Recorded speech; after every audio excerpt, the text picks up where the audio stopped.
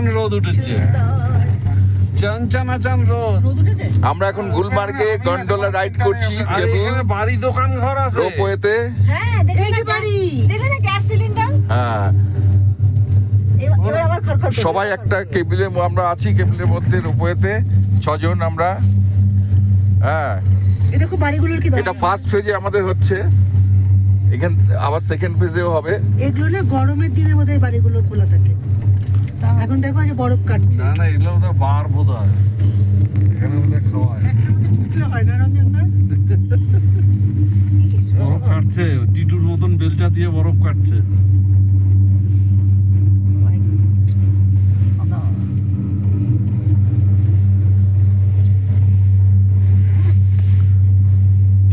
ওরা কি কোথাও জায়গা পায়নি, এখানে এসে বাড়ি করে আছে যে? অনেক প্রশ্ন, দাঁড়াও সব প্রশ্ন। আমরা এসে গেছি, ওখানে গাছের মাথায় সমস্ত বরফ জমে আছে। ক্রিসমাস ট্রি যে তোমার একদম গাছের পাতায় পাতায় সব বরফ জমে আছে।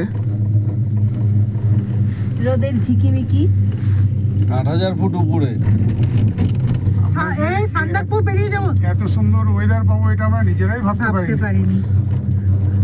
শোনো না, জিয়ে না সবাই একটা করে লটারির টিকিট কাটো। দারুণ দারুণ। বৌদি তো বলেই দিয়েছিল যেদিন 2.5 টাকায় যেদিন আমরা